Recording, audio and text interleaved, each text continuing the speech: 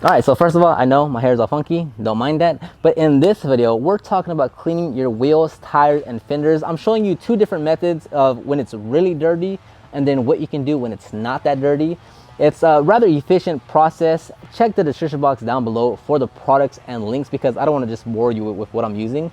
But you'll need like you'll need a pressure washer, a all-purpose cleaner, a dedicated cleaner that's, I forget what it's called, but just check down below, and multiple brushes. So it should help you out to either speed up your process or just to be more efficient. Whether you're doing this as a business or just on your personal vehicle, it should help you out. So let's get into it. So your pressure washer is always going to be your friend with vehicles like this that have a lot of mud caked on and such. So again, like even with interiors, once you vacuum most of the interior, like it's already looking 100 times better. So same thing here. Once you just pressure wash the fenders and the wheels and tires, like it's already looking a lot. You're still gonna have to clean it. There's no, forgetting that part. But once you just remove most of the mud, like it's just a normal, not that bad tire, wheel, and fender to clean. So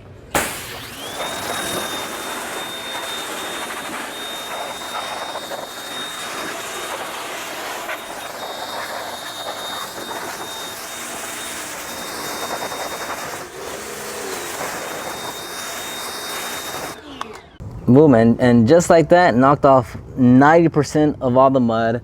The tire is still gonna need a heavy cleaning, but you knocked off that front thick layer of it, and the wheel is still gonna have brake dust, of course, but nowhere near as much as it did 10 seconds ago. So now, depending on how bad it is or what you're doing with the customer's vehicle and such, like this is Adam's tire and wheel cleaner diluted 2 to 1. It's way stronger than an all-purpose cleaner. It's super strong. So sometimes, depending on what you're working on, you could just spray it on there, let it sit, and then rinse it off. There's plenty of products, like this isn't the only one that does this. Like there's a lot of, like, I don't know what it's called, the type of cleaner, but or like the Malco's fast shot wheel cleaner, like it's literally just spray it on there, let it sit for a few seconds, rinse it off, and like it's basically cleaned the entire wheel. So let it sit there. You can see all the browning coming off from the tire. Not much going on in the fender, but depending on the situation that you're working in, you could just spray it, rinse it, and just go on to the next one. Especially if you have a stronger pressure washer, that helps out a lot. So which I'm not gonna upgrade anytime soon because I don't need anything stronger. But you can see there, like all the browns coming off simply by spraying the cleaner onto the wheels, tires, and fenders. So now it's been sitting there for like 10-15 seconds. Now I will rinse off.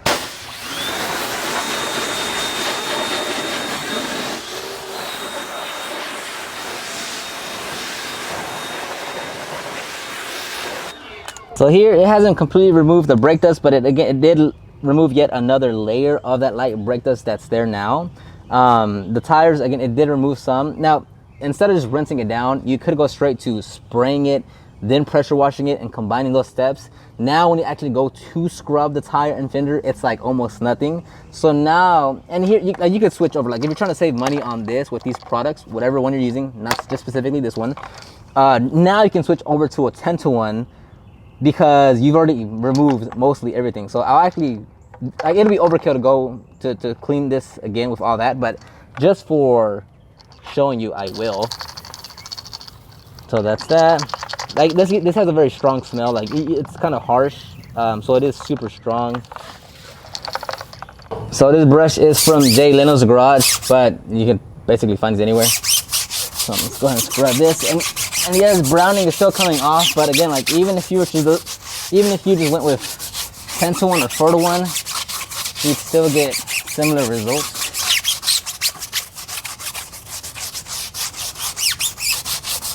By the way, I know my hair looks kind of funny right now. Do I care? Not really.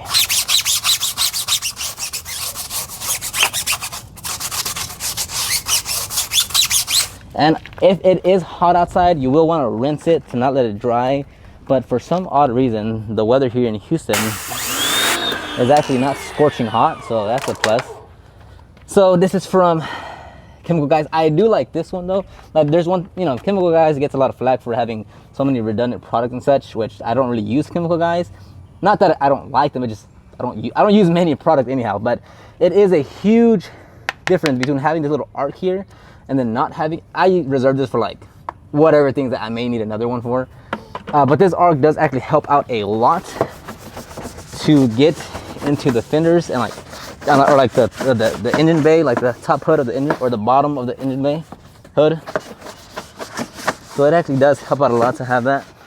Same thing with the pressure washers, which obviously I don't even have, but the pressure washer that has that little arc there too helps out a lot.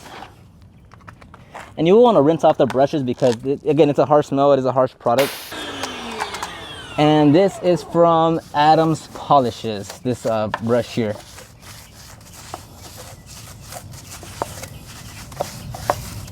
And you could rinse it off to like not get the tire stuff, but this is just what I'm doing right now. And this is good for the faces. And then to get into the detailed areas.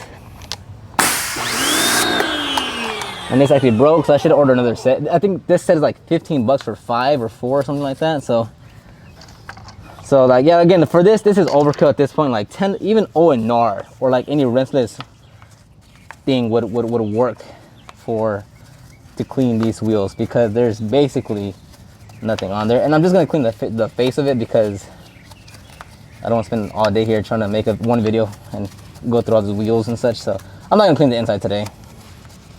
But no worries. Boom. All right, and then you rinse it all off.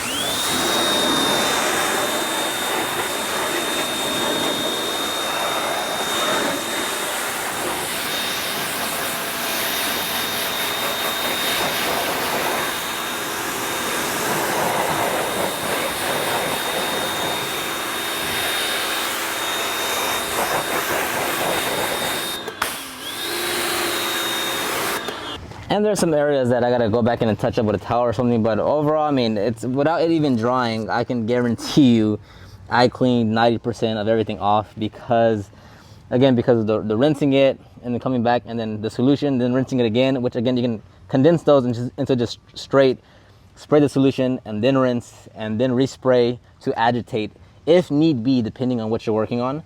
And at that point, if you're trying to save costs or just switch up products, you can go to something lower like 10-to-1 or 4-to-1 or 1-to-1 from an off-purpose cleaner.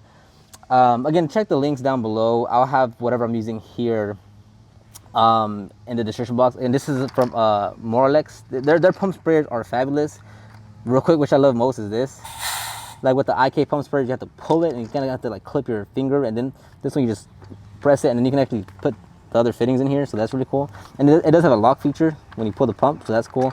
Anyways, yeah, so it you know, this, if you have a pressure washer and such, this helps. Again, like with a pressure washer, it makes life so much easier. Like a lot of like the questions and such, or what you're debating, goes away when you knock off 80% of like the thick layer before you actually go and clean it.